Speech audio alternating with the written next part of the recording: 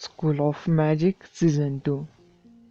Title गुम मामले, lost cases. धिक्कार है, हमने समुद्री राक्षसों को मारने के लिए अपनी जान भी जोखिम में डाल दी, मेघना ने गुस्से में कहा। क्या आपको इसके बारे में कोई और जानकारी मिली है? क्या आप जानते हैं कि वास्तव में कितने बच्चे लापता हुए थे? वेद ने गहरी आवाज में पूछा। पिछले 3 वर्षों के दौरान 100 से अधिक मामले सामने आए, खासकर हर साल वसंत ऋतु में। ये कुछ दस्तावेज है जो मैंने फुगटान शहर के एक विभाग से चुराए हैं। मैंने कुछ लोगों को गांवों और कस्बों में यह साबित करने के लिए नियुक्त किया है कि गायब मामले वास्तविक हैं। उन्होंने दावा किया कि लापता बच्चों के लिए मानव तस्कर जिम्मेदार थे, लेकिन इन मामलों को लंबे समय तक डीमन प्राणियों से संबंधित घटनाओं के रूप में वर्गीकृत किया जाना चाहिए था, क्योंकि पिछले 5 वर्षों में वसंत ऋतु में कई बच्चे लापता हो गए हैं। जियांग ने कहा, घटनाओं को मुख्य रूप से 2 समूहों में वर्गीकृत किया गया था, मानव निर्मित घटनाएं और डीमन निर्मित घटनाएं। मानव निर्मित घटनाओं को पुलिस और विशेष बलों द्वारा नियंत्रित किया जाता था, जबकि राक्षस जीव निर्मित घटनाओं को मैजिक एसोसिएशन और सेना द्वारा नियंत्रित किया जाता था, जैसे सिटी हंटर्स और शहर की रक्षा करने वाले बैटल मैजिशियन। जहां तक हंटर यूनियन की बात है, जब भी कोई घटना घटती थी, तब भी यह संकेत देने के लिए पर्याप्त सबूत नहीं होते थे कि इसमें राक्षस जीव शामिल थे, या नगर परिषद को लगता था कि मैजिक एसोसिएशन और सेना बहुत अक्षम थे, तो वे घटना को संभालने के लिए हंटर्स को काम पर रखते थे। यदि पिछले 3 वर्षों के दौरान 100 से अधिक बच्चे लापता हो गए थे और अधिकांश मामले मानव तस्करों के किसी भी संकेत के बिना एक विशिष्ट अवधि में हुए थे, तो यह कहने की आवश्यकता नहीं कि मामलों का डीमन प्राणियों के रूप में वर्गीकृत किया जाना चाहिए था। घटनाएं बनाई। हमने आगे की जांच की और पता चला कि किसी ने जानबूझकर रिकॉर्ड को मिटाने की कोशिश की थी, ताकि मामलों को डीमन प्राणियों की निर्मित घटनाओं के रूप में वर्गीकृत होने से रोका जा सके। शेवांगी ने कहा, यह फुगटान शहर पूरी तरह से निराशाजनक है। भले ही लापता बच्चों के लिए राक्षस जीव जिम्मेदार हो, उन्हें अधिक जानकारी इकट्ठा करने और अधिक बच्चों को शिकार बनने से रोकने के लिए यह खबर बहुत पहले ही सार्वजनिक कर देनी चाहिए थी, मेघना ने गुस्से से कहा। हाँ, इतनी बेकार नगर परिषद। मैं अभी अपने पिता को फोन करूंगी। और रेणु भी गुस्से में थी, हालांकि बाकी लोगों की निगाहें तुरंत उस पर टिक गई। ऐसा लग रहा था कि रेणु को एहसास हो गया था कि शब्द उसके मुंह से फिसल गए थे। उसने आंखें घुमाई और बोली, तुम सब क्या देख रहे हो? क्या मैं इसकी शिकायत करने अपने पिताजी से नहीं कर सकती? मिस, मुझे पता है कि आपके पिता कुछ शक्तिशाली अधिकारी है, लेकिन हम इस समय अपनी पहचान छिपाकर ट्रेनिंग के बीच में हैं। हमें स्वयं की समस्या का समाधान करने का प्रयास करना चाहिए, शिवांगी ने कहा। बेहतर है कि हम अपनी पहचान उजागर न करें, लेकिन हमें लापता बच्चों के बारे में सच्चाई अवश्य जाननी चाहिए। जियांग, क्या तुमने बर्मा की पृष्ठभूमि की जांच की है? क्या हम उन पर भरोसा कर सकते हैं? वेद ने पूछा। मैंने किया। वो बर्मा परिवार के वित्त का प्रभारी है।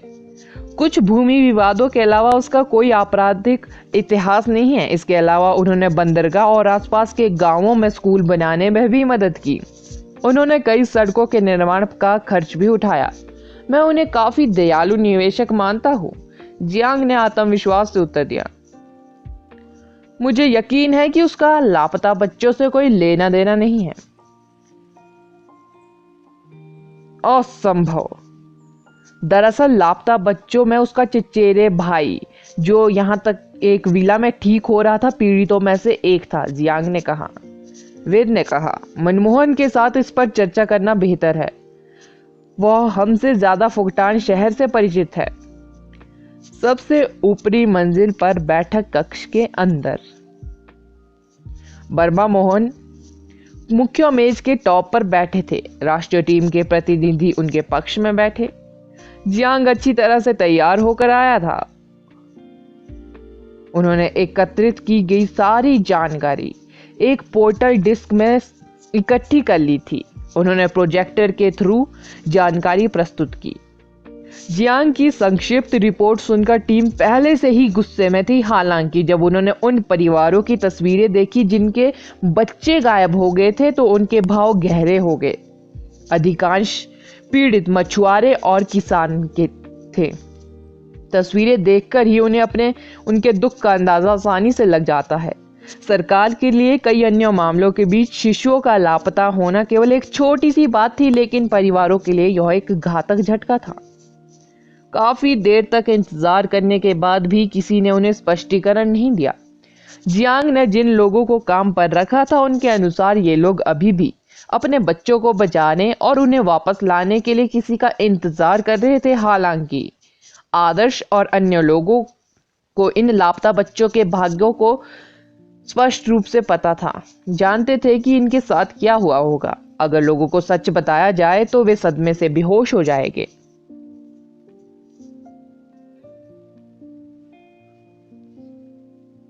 यह काफी है,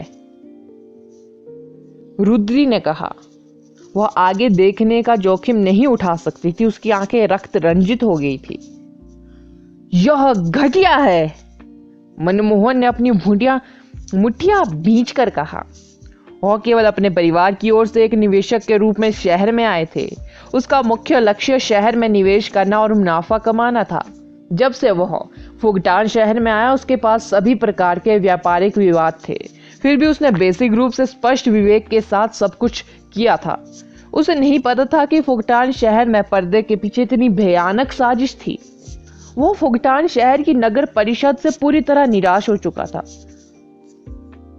मैं तुरंत जिंगमिंग से संपर्क करूंगा, मनमोहन ने कहा।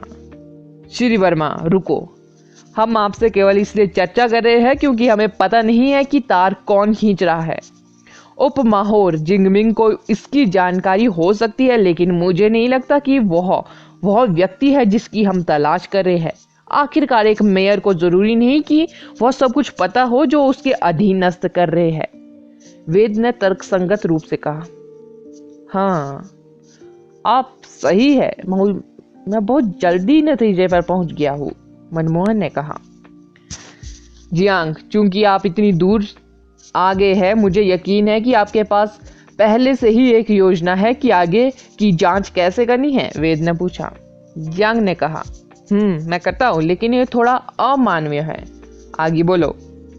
तार खींचने वाले व्यक्ति ने सभी निशान मिटा दिए हैं।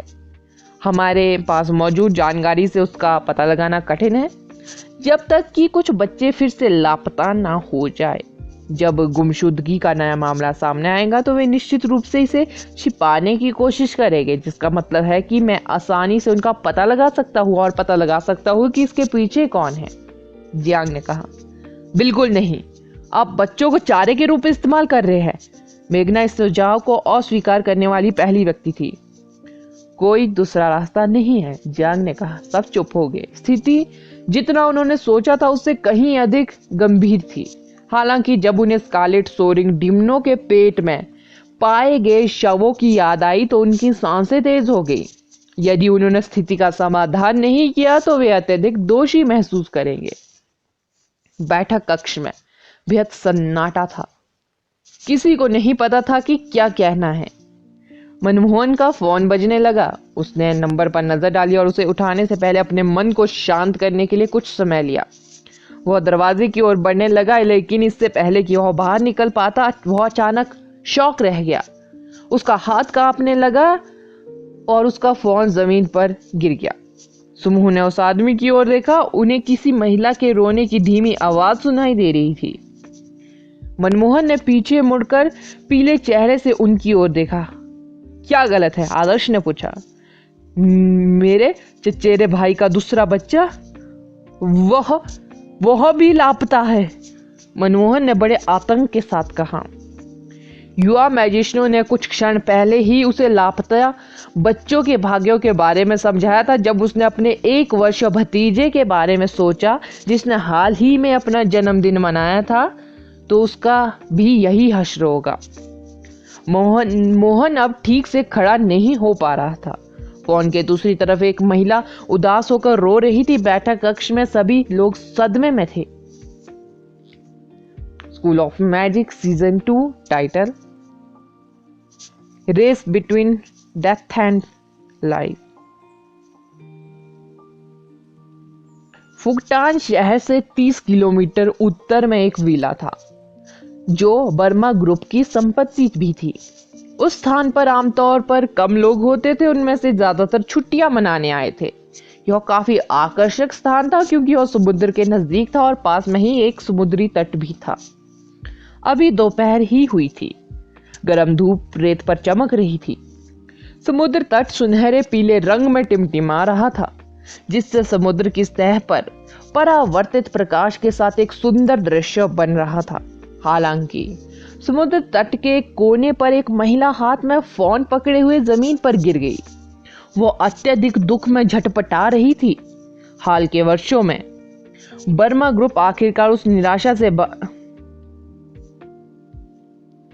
बाहर आई थी जिसने उसे 3 साल तक परेशान किया था। जब उसका पहला बेटा हाल ही में 1 वर्ष का हो गया, उसकी मासूम मुस्कान उसके लिए सबसे सही दवा थी। हालांकि कल रात उसे अचानक अपने पहले बच्चे के बारे में याद आया जो अभी भी गायब था। अपने पहले बच्चों की यादों को संजोने के लिए वह अपने दूसरे बच्चे को उस स्थान पर ले आई जहां उसे अतीत में बहुत दुख हुआ था। उसे क्या पता था उसे फिर से उसी मानसिक टूटन का अनुभव होगा। शांत हो जाओ, तुम्हें शांत होना होगा, मेरी बात सुनो। फोन के दूसरे छोर से मनमोहन की गहरी आवाज आई। मैं कैसे शांत हो सकती हूँ मेरा बेटा? क्या आप चाहते हैं कि उसके साथ कुछ बुरा हो? वह अभी लापता हो गया है। हमारे पास अभी भी समय हो सकता है। यदि आप वास्तव में बच्चे को बचाना चाहते हैं तो शांत हो जाइए और मुझे तुरंत बताइए कि क्या हुआ था, मनमोहन ने कहा। शब्द सुनने के बाद सिसकती हुई महिला आखिरकार थोड़ी ठीक हो गई। वंशु मेरे पास ही था। वो कभी भी किसी चीज को अपने बच्चे से दूर नहीं जाने देगी। वंशु की मॉम, जो कि परमा मनमोहन के भाई की बीवी है, अपने विचार एकत्र करने में कामयाब रही। उसने तुरंत मनमोहन को घटना का हर संभव विवरण बताया। वंशु महिला के छोटे बेटे का नाम था जो 1 साल का था और गायब हो चुका है। ठीक है, मैं तुम्हें लेने के लिए किसी को भेजूंगा। कोई सुरक्षित जगह ढूंढे और वहां प्रतीक्षा करे, मनमोहन ने कहा। भाई, तुम्हें वंशु को बचाना होगा। मैं तुमसे विनती करती हूँ, मैं तुमसे विनती करती हूँ। मनमोहन की भाभी रोते हुए कहती है। बैठक कक्ष के अंदर मनमोहन का चेहरा हिल गया। अपने चचेरे भाई की आवाज सुनकर उसकी आंखों में भी खून उतर आया और अपनी भाभी की आवाज सुनकर भी। उसने एक गहरी सांस ली और थोड़ी कांपती आवाज में कहा, मैं पहले से ही एक बार तुम्हारा एहसानमंद हूं। मैं इसे दोबारा कभी नहीं होने दूंगा, कभी नहीं। कॉल समाप्त करते हुए मनमोहन की भारी सांसें बैठक कक्ष में गूंज उठी। महिला की चीख ने हर किसी के दिल को भारी आघात पहुंचाया, खासकर जब उन्हें याद आया कि 100 से अधिक परिवार इसी स्थिति से गुजर रहे थे। आदर्श ने चुप्पी तोड़ी। ऐसा लगता है जैसे स्कारलेट उड़ने वाले डीमन शिशुओं को जिंदा खाना पसंद करते हैं। क्या आपके साथ कुछ गड़बड़ है? क्या आपके पास वास्तव में अभी इसका उल्लेख करने का वक्त है? क्या यह दुख की घड़ी नहीं है? अनिकेत ने उसे रोकते हुए कहा। यहाँ न्याय की भावना रखने वाले आप अकेले हैं। उसने जैसा वर्णन किया है उसके अनुसार बच्चे को एक समुद्री बंदर ने छीन लिया था। समुद्री बंदर बच्चों को स्कारलेट सोरिंग डिम्नों के सामने पेश कर रहे होंगे और वे उन्हें जीवित खाना पसंद करते हैं, जिसका अर्थ है कि बच्चा तब भी जीवित रहेगा जब समुद्री बंदर उसे स्कारलेट सोरिंग डिम्नों के पास ला रहा होगा। यदि हम समुद्री बंदर का शिकार कर सके तो हम बच्चे को जीवित वापस ला सकते हैं, आदर्श ने चिल्ला कर कहा। आदर्श सही कह रहा है। समुद्री बंदर सुरक्षित क्षेत्र में घुस गया है। इसे छोड़ते समय बेहद सावधानी बरतनी होगी, जिसका मतलब है कि हमारे पास अभी भी समय है, मेघना ने कहा। वैसे मिस्टर वर्मा, अपने लोगों से अपने चचेरे भाई को मामले की रिपोर्ट करने के लिए ले जाने के लिए कहे, लेकिन उन्हें यह ना बताए कि बच्चे को एक समुद्री बंदर ने छीन लिया था। बस इतना कहो कि वह गायब है। आदर्श ने कहा। तुम्हारा क्या मतलब है? वर्मा मनमोहन ने भ्रमित होकर कहा। उसके चचेरे भाई ने साफ कहा कि उसके बेटे को समुद्री बंदर ले गया है, वे इसे क्यों छिपाएंगे? सच बोलने से काम नहीं चलेगा। सरकार को पहले से ही पता था कि लापता शिशुओं के लिए समुद्री बंदर जिम्मेदार है, इसलिए वे कुछ भी करने की जहमत नहीं उठाएंगे। लेकिन हम इस अवसर का उपयोग अपने लक्ष्य को लुभाने के लिए कर सकते हैं, इसलिए हमें उम्मीद है कि वह अपने बेटे की ओर से न्याय दिलाने में हमारी मदद कर सकते हैं, आदर्श ने कहा। जब मनमोहन ने ये शब्द सुने तो उन्हें हास्यास्पद लगा, फिर भी दोबारा सोचने पर वह कुछ हद तक उचित था। अगर उन्हें जल्द ही सच्चाई का पता नहीं चला तो उनके चचेरे भाई की तरह और भी लोग शिकार बनेंगे। यदि वह अपने भतीजे वंश के लापता होने पर अपराधी को ढूंढने में कामयाब रहे तो वही त्रासदी दोबारा नहीं होगी। उसकी भावना का अनुसरण करने से और अधिक पीड़ा होगी। ठीक है, मैं अब जाऊंगा, मनमोहन ने सिर हिलाया। मैं अपराधी को ढूंढ लूंगा और उसके टुकड़े टुकड़े कर दूंगा, जियांग ने ठंडे स्वर में कहा। वंश को हमारे पास छोड़ दो। समुद्री बंदर स्कारलेट उड़ने वाले डिमनों तक पहुंचने से पहले हम उसे बचा लेंगे, आदर्श ने गंभीरता से कहा।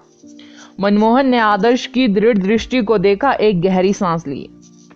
मेरे भतीजे को बचाए, मैं आपकी दयालुता का बदला चुकाने के लिए कुछ भी करने को तैयार हूं, मनमोहन ने कहा। यह ठीक है। अगर हम वास्तव में खड़े रहते हैं और कुछ नहीं करते हैं तो हम उन मानव भक्षी प्राणियों से अलग नहीं हैं, आदर्श ने कहा। मनमोहन जल्दी से चले गए। जियांग और शेवांगी ने संबंधित विभागों में अपना रास्ता बना लिया और अपने लक्ष्यों के चारा लेने की प्रतीक्षा कर रहे थे। मेरे पास जादुई पंख है, मैं किसी को अपने साथ ला सकता हूँ। आदर्श, हम कोई भी समय बर्बाद नहीं कर सकते, चलो अब उनके क्षेत्र की ओर चले, आहन ने कहा। चलो ठीक है, जाओ, आदर्श ने और समय बर्बाद नहीं किया। समय कम हो रहा था और वे स्कारलेट सोरिंग डीमंस के क्षेत्र से लगभग 30 किलोमीटर दूर थे। यदि समुद्री बंदर थोड़ा भी तेज होता तो वे समय पर नहीं पहुंच पाते। दोनों छत पर चले गए। आहन ने अपनी आंखें बंद कर ली। उसका शरीर तुरंत सुनहरा चमक उठा, क्योंकि सुनहरे तराजू उसकी पीठ के चारों ओर चक्कर लगा रहे थे और पंखों का एक जोड़ा बना रहे थे। वे ऐसे लग रहे थे मानो वे सोने से गढ़े गए हो।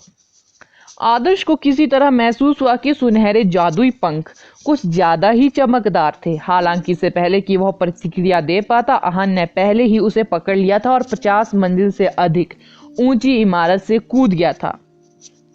तुम्हारे पास जादुई पंख कब से है? जब वे गिर रहे थे तो आदर्श ने पूछा। मैं आहन के पास पैसे के अलावा कुछ नहीं है, आहन ने निर्लजता से उत्तर दिया।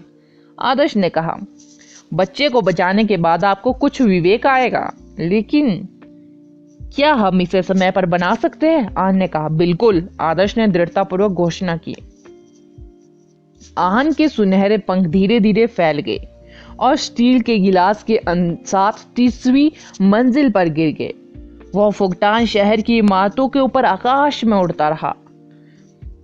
बर्मा की इमारत आसपास की फॉर्मेशनों की तुलना में बहुत ऊंची थी, जिससे आहन को बड़ी गति से अपनी उड़ान शुरू करने की इजाजत मिली और वे तेज गति से समुद्र की ओर उड़ गए। अगला एपिसोड जानने के लिए बने रहे मेरे इस चैनल के साथ। Thank you.